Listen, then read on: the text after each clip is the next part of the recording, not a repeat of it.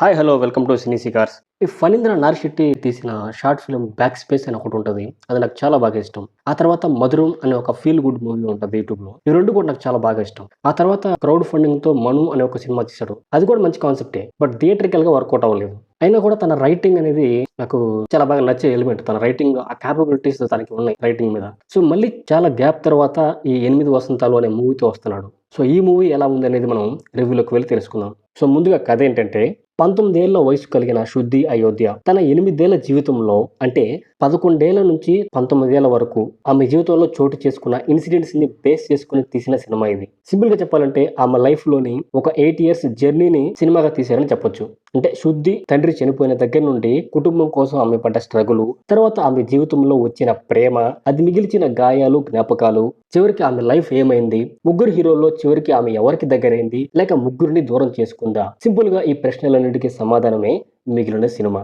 ఇక సినిమా ఎలా ఉందంటే ఫస్ట్ హాఫ్ సింపుల్ గా హానెస్ట్ గా బాగానే ఉంటుంది.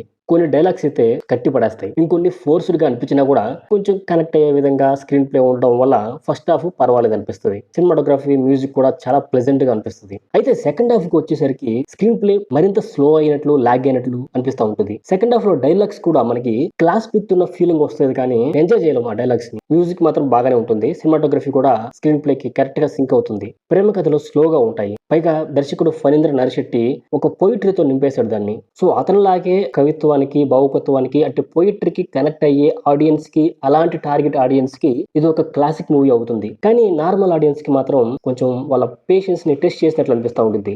ఎంతో ఓపికతో కూర్చుని ప్రతి డైలాగు వింటే తప్ప కథకి, ఎమోషన్ కి కనెక్ట్ అవ్వలేరు. కొన్ని చోట్ల అయితే ఒక షార్ట్ ఫిల్మ్ స్టోరీని 2.5 గంటలు సాగదీశారా అనే ఫీలింగ్ కూడా వస్తుంది. ప్రీ రిలీజ్ ఈవెంట్ లో దర్శకుడు కాశీ ఫైట్ గురించి ఒక రేంజ్ లో ఎలివేట్ చేశాడు. కానీ యాక్చువల్ గా అది అంత ఎఫెక్టివ్ గా ఏమీ అనిపించలేదు నాకు. బట్ మీకు ఎలా ఉందో నాకు తెలియదు. కానీ యాక్షన్ కొరియోగ్రాఫర్ అలాగే అవంతిక పడ్డ కష్టం మాత్రం అక్కడ ఇంకాస్త ఎక్కువగా కనిపించింది. స్క్రీన్ ప్లే పరంగా కూడా షార్ట్ ఫిల్మ్ ని తలపించే ఈ సినిమా ప్రొడక్షన్ వాల్యూస్ పరంగా మాత్రం కొంచెం మంచి మార్కులు వేయించుకుంటుంది. ఇక హేషం అబ్దుల్ వహాద్ అందించిన సంగీతం సినిమాకి మేజర్ ప్లస్ పాయింట్స్. 2 పాటలు చాలా బాగుంటాయి. బ్యాక్గ్రౌండ్ స్కోర్ కూడా బాగానే ఉంది. ఇక యాక్ట్రెస్ పర్ఫార్మెన్సెస్ విషయానికి వస్తే అవంతిక సనిల్ కుమార్ ఫుల్ మార్క్స్ కొట్టేసింది. తన క్యూట్ ఎక్స్ప్రెషన్స్ తో పాటు యాక్షన్ సీక్వెన్సెస్ లో తన గ్రేస్ చూపించి సూపర్ అన్ని విజిల్స్ వేయించుకుంటుంది. ఇక రవి దుగ్గురాల, హనురెడ్డి, కన్నా పస్నూరి సెటిల్డ్ యాక్టింగ్ పేరుతో బ్లాంక్ ఎక్స్ప్రెషన్స్ వేసుకుని కనిపించారనిపించింది నాకైతే. కానీ డైలాగులతో మాత్రం మేనేజ్ చేశారు. ఓకే, మిగతా ఆర్టిస్టులు అంతా ఓకే. సో ఓవరాల్ గా 8 వసంతాలు అనేది ఇంట్రెస్టింగ్ గా మొదలై అక్కడక్కడ ల్యాగ్ ఉండడం వల్ల సెకండ్ హాఫ్ లో అండ్ ఎక్కువ